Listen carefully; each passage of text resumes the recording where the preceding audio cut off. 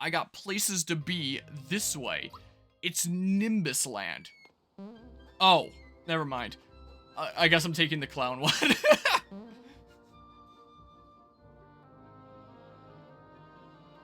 Ah, alright. Apparently if I follow the path of a true clown, then I make it to Nimbus Land. Alright, everyone, listen up.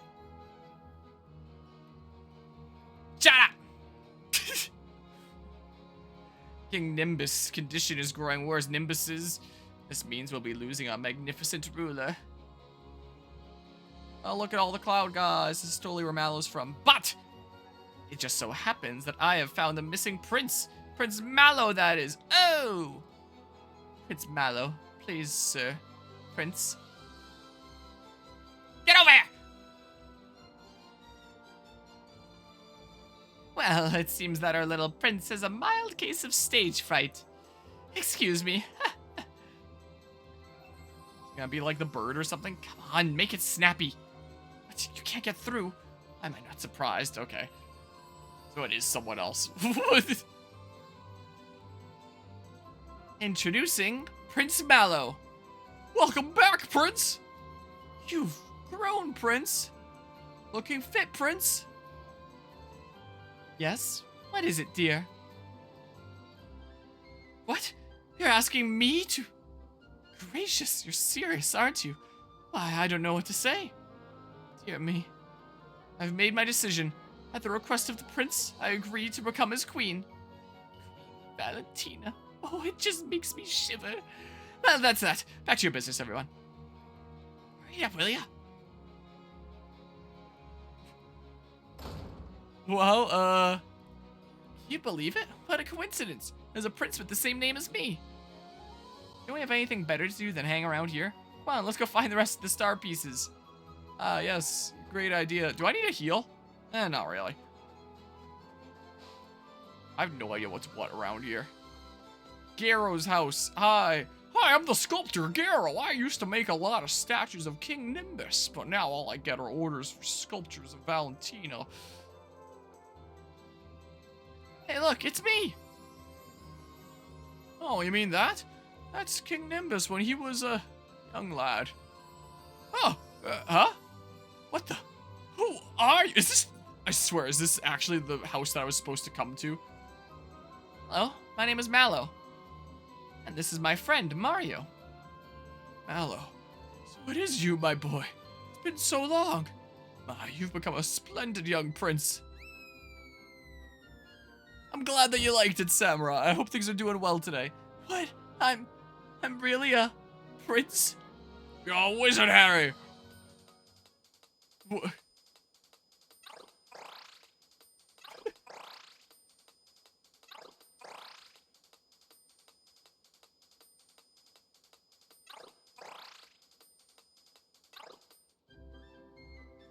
What's that, Mario? Become an awful authoritarian dictator over this kingdom that I don't have any recollection of? Yes, indeed, I understand.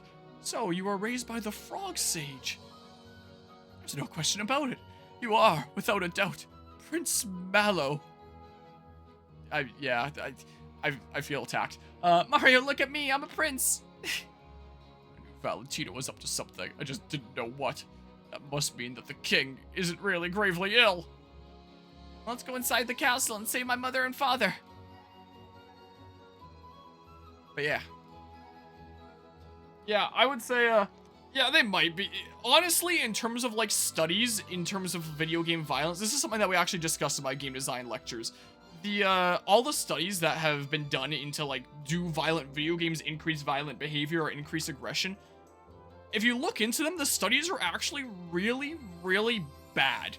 Because how do you measure that? So there have been some studies where it's like, there's an anonymous person in this other room, and you can press a button whether you want to give them something nice and sweet or something spicy. Let's see how many people choose the spicy after being exposed to a violent video game. It's like, really?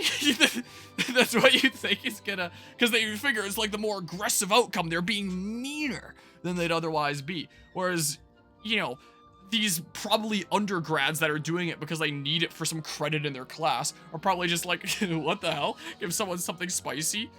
it's probably not even a real person. They're probably just seeing what I press for one reason or another. I don't know what I'm gonna choose. So it's like, yeah, it's not really something that you can put a value on. And it's like, how do you measure someone's aggression that specific individual would otherwise have after being exposed to violent video games for however long? So not only have studies into the subject not yielded like any meaningful connection between video games and aggression or anything like that, the studies themselves are also just really crap. You know, it's not really a good way to do a study into that subject, so there probably won't ever be a study that shows any clear correlation. I just don't think that it's possible. But you know, you can still pick up the arguments that things are making, and that's a stance I try to take in that video there, where it's like, hey, what are things portraying as the norm and why? What kind of ideas is it reinforcing? But we're obviously not going to be going out and mimicking like violent behaviors that we see in video games, because we recognize that why would we do that, you know? Yeah, or stuff like that, where you throw the controller across the room. You know, that's something I could have talked about in it, I suppose. But, but yeah. And yeah, there are lots of outside factors that are going to, you know, go into aggression and stuff. For anyone that's just watching this as the Mario RPG series and feels left out on the conversation, I guess tune into the violent video games essay and then you'll know what's being talked about and stuff, I guess. Easy plug. Who are you? You can't just barge in here. Also, when it comes to Mystery Dungeon, one of my group mates in this game design class, during the final day of class, I saw that he was playing Pokemon Platinum on his laptop there. I was like, oh, that's Pokemon Platinum. And he was like, what? How do you know? I said, because the Poketch has 2 buttons. Diamond and Pearl, it only had 1, and same with, like, BDSP, which meant that you had to cycle all the way around. But in Platinum, you could just go back and forth like that. So that's how I know that you were playing Platinum. He was like, whoa, you're like the Pokemon Master. And we were talking a little bit about it, and he said that he had never played those games, and it was his first time playing them, and he was trying things out, like Nintendo DS emulator. And I was like, whoa, that's pretty awesome. Well, if you get the chance to play any other Nintendo DS games, I would highly recommend Pokemon Mystery Dungeon Explorers of Sky. I have my necklace tucked into, like, my shirt because I'm wearing a weird different shirt that, you know, the collar goes up higher and it's weird on, but I showed my Time Gear and I was like, yeah, you get a chance, play the Vigia game that this here's from, because it's friggin' awesome and stuff. Anyway, that's a thing that I wanted to say in terms of, like, the Mystery Dungeon stuff, but then we started talking about the video essay, and now I'm just treading back and saying the thing that I wanted to say 5 minutes ago, and that's what happens with conversations around here. It gets lost in the sauce. Wait, I have an excellent idea. Come over here. Anyway, we're playing Mario RPG. Are you ready? Yeah. Hold still, okay?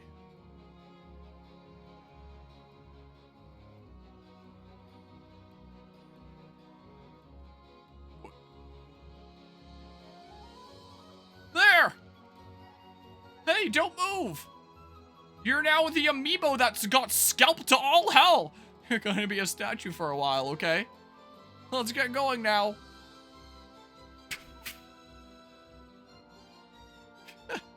So this is how we're being stuck into the castle. So wow, the one random house I chose to go into was actually the correct one. Also, I switched to the wrong layout after that. Delivering Valentina's latest order for her. You may enter. Halt, who goes there? Hey, this doesn't look like Valentina at all. Oh, that's because this is a statue of Valentina's new nephew, Mariana, okay? Okay. Proceed. Well, we're in Nimbus Castle. Oh, that was close. I didn't think we could get through that one. There's no such person named Mariana. Ha! Wow, feels bad for the one person named Mariana out there. Also, should I screw it, I'll say it. I never thought that I would see a character in a Mario game with as pronounced of tits. Like, it's not the kind of thing that I would associate as, like, 2 things going together.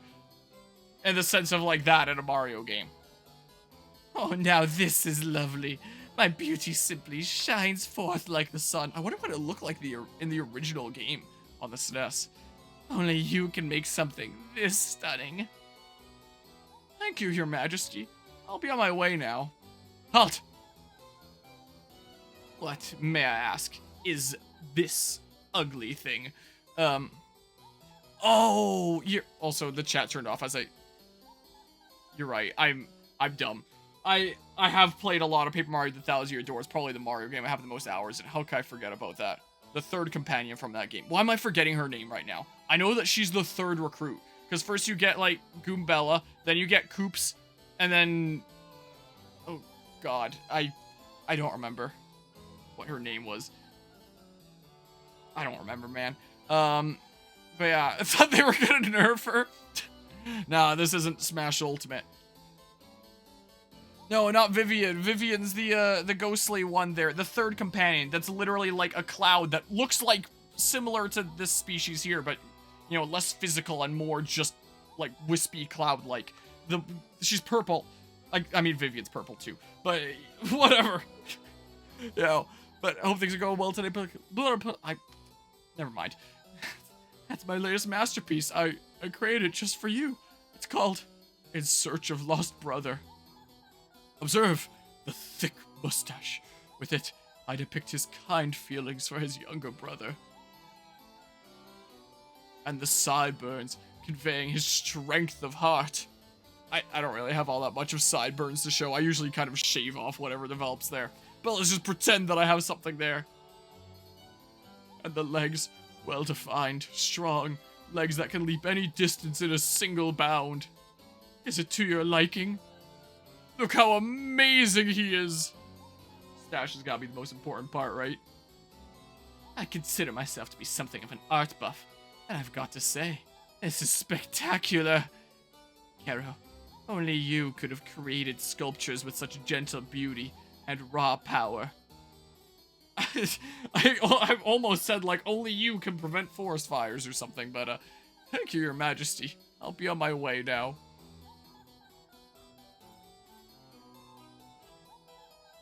Spectacular!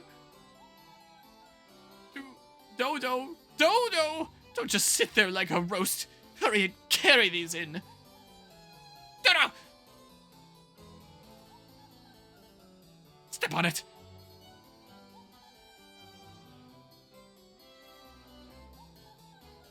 Madame Flurry, that's what it was. Yes. Can I move? Oh, it's still cutscene. Yeah, I remember. And fourth companion, I'm fairly certain, was the, Yoshi that you get to name. And then the fifth was... I think the fifth was then Vivian. And then it was Bobbery. And then it was optionally Miss Mouse. Or whatever the heck. It's like an optional recruit. If I'm remembering this right. It's been quite a hot second since playing Paper Mario: The Thousand Year Door. I want to play it so bad. Dodo! Did you display the statues properly? Fine. Now polish them to a fine luster and make them a tribute to my beauty. Pay attention to me! Hurry up and don't let me catch you dozing again.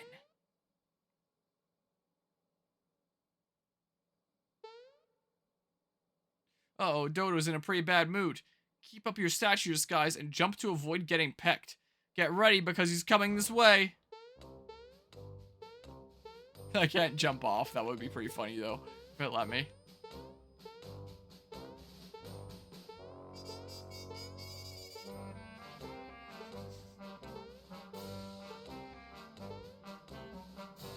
So it's music timed, huh? Some areas of this game look... What? Wait.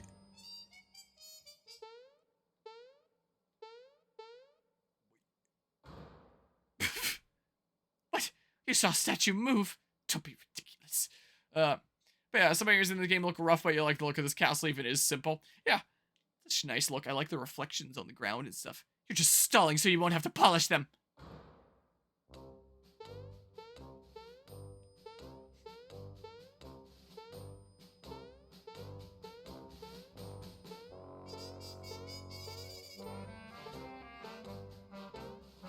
Like, the jumping here doesn't matter.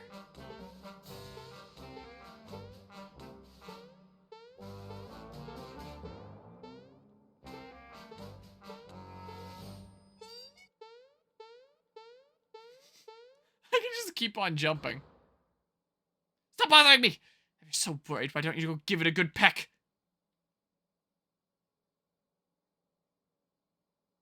I can't jump right now. Okay, so it's battle time, huh? Alright, well, let's see here. Let's peek into your thoughts. Weak to fire, fear, and poison. Hungry. So, poison, huh? Time for some poison gas. Rotate for some more damage. Spider-Man 2 was nominated for 7 different Game of the Year awards. I walked away last night with fewer awards than Pikmin 4. I heard about Pikmin 4, like, getting a award. Did it get more than that? Did Spider-Man 2 not get any? Because, wow.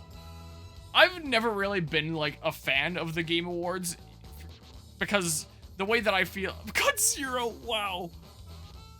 Personally, I'm not a super big fan of the Game Awards in the sense that, you know, because it's voted by, you know, just anyone that goes in and votes, all it really tests is popularity. Like, what's selling the most, and / what has the most players that are willing to do that, you know. Got 007 for different nominations, wow. So, a lot of the time, it'll just be whatever game is, like, most popular / had the most players, rather than, you know, what is the actual highest quality. But, realistically, gamers aren't really gonna have the time to be able to play every single different candidate, and then be able to really come up with, like, which one is objectively the best? Like, that's not feasible, it's not realistic. So, you know, I don't really know if there's any solution that you could realistically do to fix that anyway, but I don't really put that much emphasis on, you know, various awards and such there, because a lot of the time it feels more like a popularity contest than anything. But one thing that I do like about it is how much attention it gets and how many different figures from the media industry in general are involved, because it helps to further legitimize gaming as a very serious media. Because, you know, even though gaming is now bigger than movies and music combined in terms of revenue, there's still a little bit of a negative kind of stigma towards it. It's still seen as like, oh, yeah, that's a male hobby. This is something that we discussed in the violence in video games essay there, where it's like, no, it's pretty close to 50-50 in terms of men and women, but it's still seen as like a stereotypical male hobby. It's a lot of people still see it as like a waste of time and, you know, not a serious medium. That's something that I'm actually going to talk about in my games' art essay that I hope to publish later this month. And I feel like events like the Game Awards do help to further legitimize it as a major media industry and, you know, as a big, important, special thing. So I do like that aspect about it. So I do like that it's a thing that goes on. I don't know, man. Just shoot a shell at him. Ow. Man. You're bringing Gino or something. But yeah. Surprise Will Smith. Was Will Smith actually, like, present at the thing where Bob there? To slap someone? That would have been so funny. But, because I saw there was mentioned in the Discord server, but then it was also mentioned that, you know, he wasn't there and, you know, it was more of like a joke of some sort. They both were there. Oh, interesting. But yeah, Fire Emblem fandom molding on the fact that Pikmin 4 was a strategy game. You know, I'm all down for Pikmin 4 winning best strategy game, though. I do love me some Pikmin 4. I love Pikmin, and gosh dang it. And I do genuinely think that Pikmin 4 is probably my favorite game in the series. I think Pikmin 4, 2, 3, 1. Oh.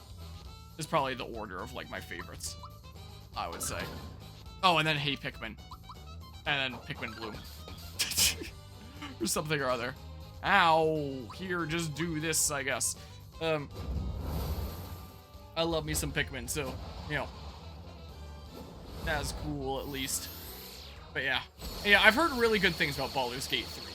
Apparently there was a lot of hype about it winning Game of the Year, and from everything I've seen about that game, it does look like a really, really good video that I would gladly play if I had the time to, and I just don't right now.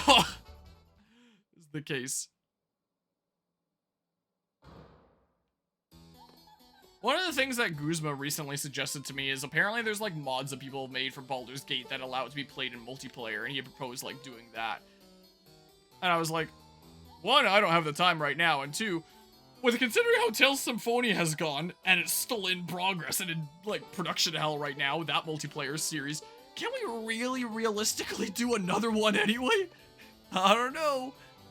Oh, is multiplayer in the base? Okay, maybe I misinterpreted then. Maybe I thought it was a mod when it wasn't. Something then. But yeah. But yeah, played is so deserved. When you do have the time, you must play. But yeah, Hell at 1 best multiplayer. Oh, okay, that really goes to show how little I know about the Game Awards then. My goodness. Well, whatever. But yeah, so, I would very much like to at some point. Next semester is going to be, like, probably the busiest semester of university that I've ever had. So I don't know if I'll have the time during then. Like, that'll probably be the slowest time in the channel's history is next semester, so early 2024. You know, I'll probably try, I'm gonna try this month to finish the current things that are ongoing, if I can. With more time with winter break. Well, I am also gonna be busy with work stuff, but I am gonna try to get this done. These 4 here. Fates might be a little bit sketchy, but I'll do what I can. And then maybe, if the schedule's completely clear for early next year, then we might follow tradition of, you know, starting the new year with a new Assassin's Creed. Or the next Assassin's Creed in our list, I should say. Which would be Odyssey. And then maybe play, like, Persona 3 Reload when, you know, that comes out, and then, you know, that's a couple months in, and then maybe I'm just doing 1/2 things at a time, and just occasionally on the side in some of these longer games that I can kind of take my time with and chill out with, maybe, because next semester, I'm doing 4 classes, which isn't a full course load, like, full course load is 5, but 2 of them are developing video games. I'm making 2 video games next semester. Another one of the classes is a lab for a class that I took over 5 years ago that I was informed that I can't graduate without. Because, at my university, there were a couple options for the very opening Earth Science class to do, which I needed for both my Earth Science minor and for, like, one of my junior core requirements to graduate. You could either do EAS 100 or EAS 201, and I was told that they were equivalent. So I did 201 because I thought it was the higher level of the same thing. I did that in the first year that I went to my current university.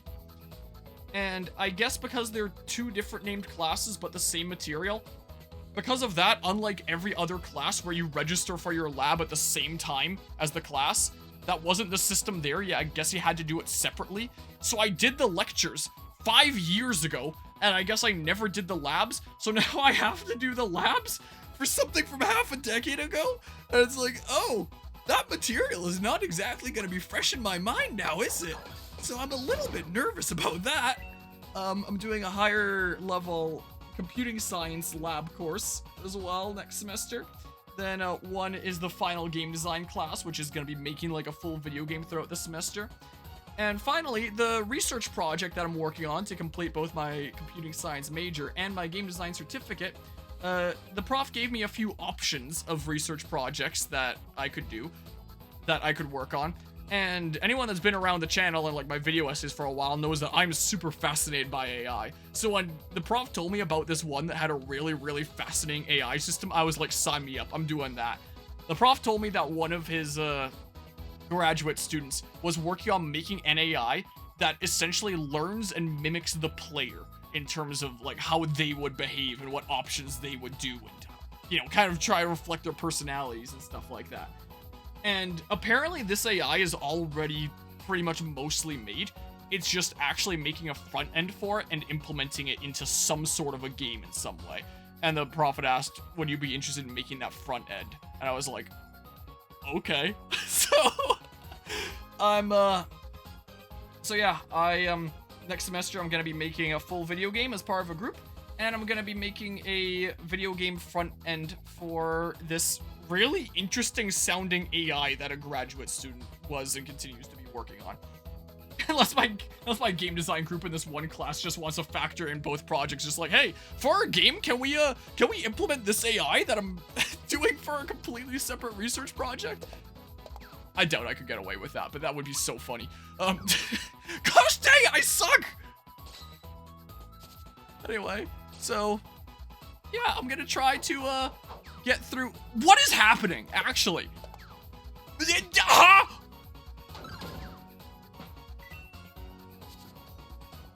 So, yeah, when I have time during this winter break, I'm gonna try to go ham on finishing the current things on the game schedule when I haven't streamed in like 3,000 years. And get as on top of things that I can, because I'm gonna have not a whole lot of time next semester, I don't think. So, yeah. Oh my god. Also, should I heal? Maybe. Here, just... Yeah, just do that. So... And I needed to look at the chat to remind myself how we got to this subject anyway. It was Baldur's Gate 3. I don't know if I'm gonna have time for Baldur's Gate 3 anytime soon. Maybe after I'm graduated. We'll see. Whoa! Throwing me for a loop there. But yeah, I don't think I'll have much... Oh, this is the guy that was from that jumping minigame. I don't think I'm gonna have much time to be playing video games when I'm working on developing 2. And amidst other projects as well. So there's that. The hidden treasure nearby. Whoa. Mystery Dungeon fans and Fire Emblem fans are similar one way. Engage is bad, 3 Houses is good, Super Mystery Dungeon is bad, Explorers is good. Who says... I know some people say Super Mystery Dungeon is bad. They're both good in different ways. Bluebird. Super Mystery Dungeon is like my next favorite Mystery Dungeon game. And it's not that much of a difference in my head. Like, I was debating for a long time which one is actually my preferred game, Explorers or Super. They're really darn close in my head. I love them both. I don't know why people say Super. Well, I guess it has a slow start. That's the only criticism I think I've seen of it that, you know, is like, okay, that's kind of fair enough, but I also appreciate that it took this time to establish the most believable bond with the partner. Maybe one day I should just make a whole video essay on Super Mystery Dungeon. I love that game. But yeah, thing is, Engage is literally better than 3 Houses, and you mean that objectively? Yeah, I agree with Engage generally being better. I think that 3 Houses had like more interesting arguments and had like a more intriguing story. But it's just so frustrating to get that story. You know, is the case. Engage is the much more just fun game past the ambush spawns. No. No. Ow. No, stop. But yeah, let's see here. Have you seen the next Monster Hunter Wilds where the player mount is just Koraidon? I've not. Yeah, considering you've seen Guzma in RPG Maker for literal days on end, you believe it. But to be fair, Guzma is trying to make like a full video game that you can really sink some time into. Whereas, you know, projects like these game design classes reflect that, you know, you only have 3 months to make it, a little bit under. So they're expected to be like 20 to 30 minute long games in comparison. So, you know, a bit easier to develop, but still really, really hard to do in that time, as I found out from the first game design class. Also, the game design class that I've been in this semester where we had to develop a text adventure game. It was interesting. The prof said during these final classes, if it turns out you can't finish your game in time, then don't. I'm not gonna dock marks on your game not being complete, but then just add in your report why it wasn't able to be completed in time. What do you need to change about your scope and how the process went? You know, reflect on that and learn from that. And it's like, oh, wow, that's cool. That's a stance I don't think I've ever seen a prof take before. That was pretty neat. But yeah, slow start kicks your ass for Super? What, in terms of difficulty there? Like, what do you mean? But yeah, fair, but his definition of a demo is full-length video game and you're here for... Yeah, Goose was definitely going pretty ham. That is without a doubt there. I messed up the timing, apparently. The Bluebird is stunned. Big Guy's ready to launch. I have no earthly idea what this means. Just do this, I guess. So, yeah, defense up. What if there's a research project about a front end for the AI that, you know, learns from the player? What if we just implement that into Guzma's game? No, that would be pretty funny. Just, you know, I'll have to, I haven't talked to the person that's actually developed this AI yet. I've only talked to like the professor that's gonna be my supervisor over the project. So, you know, gonna need to, there's definitely gonna be a lot of stuff to discuss for it, but I assume I have to fight you. Should I have healed? Yeah, maybe. Well, I guess I'll do it now. But yeah, it's like, what kind of front end should I be developing, and what kind of game? There's a lot of stuff to get figured out. And I need to have like a whole course outlined before January. So that's something else I'm gonna need to be working on this winter break. I basically need to make the class syllabus myself and have it be approved by my prof, aka like my supervisor on this project. So yeah, we'll see here how this goes. Man, I don't know what the timing is, darn you! I swear I pressed A. Aha! I'm so good at video games. Yeah, more casual players like Storymore and Lockdown made 3 houses sell. Maybe. I also feel like there were aspects like... I could be completely off base with this, but I feel like art styles like 3 Houses adopted are ones that make it feel more appealing to a wider audience. It's kind of like Fates, where it's a more, what's the word for it? Not professional. A more mature feeling art style. Whereas Engage going full on into the anime, it was kind of like, okay, this is definitely gonna be something that there were some people that played 3 Houses that wouldn't be interested in it just because of how, you know, Genshin-y / other things like that. Engage gave the vibes of art style. Like, I wasn't big on the art style of Engage when it was first revealed. As I played it, it grew on me and I kind of liked the charm of the characters. But, you know, the backgrounds were awful in 3 Houses. I'm not gonna deny that. You gotta love the background textures having lines where they didn't even match up with each other. You know, that was pretty embarrassing. But I just mean in general, in terms of, like, the character portraits and stuff like that. Where it was kind of like Fate style and a more mature kind of art style. And that was kind of how I felt about Xenoblade Chronicles 2 compared to 1 when it was first revealed. Like, I played Xenoblade Chronicles 1 on the 3DS when it first came out there. And, you know, Xenoblade Chronicles 2 got revealed, and I first saw the trailer for it, and I was like, oh my god, what have they done to Xenoblade Chronicles? This is like the cringiest thing I've ever seen. I hate it. And then, well, 1, they also improved it a little bit before launch. And then 2, I actually played it and, you know, really liked it, and, you know, the art style grew on me of Xenoblade 2. And then, you know, that's what the series went full in on from there. But, you know, that initial drastic shift from Xenoblade Chronicles 1 to 2 in terms of art style, it was very off-putting and very jarring, and I feel like that's kind of what the transition from 3 Houses to Engage was art style-wise. You know, Engage have the best cutscenes in the franchise. Literally all of them look like paints. I definitely like the Engage cutscenes. They were really good. Wait, man, it's locked. No! Shaman! Here, what's going on inside the shaman's head? Fear, poison. Well, I don't care, honestly. Time to die, shaman. I timed that right, apparently. Cool. Take the shell. Cool. But yeah, whoa.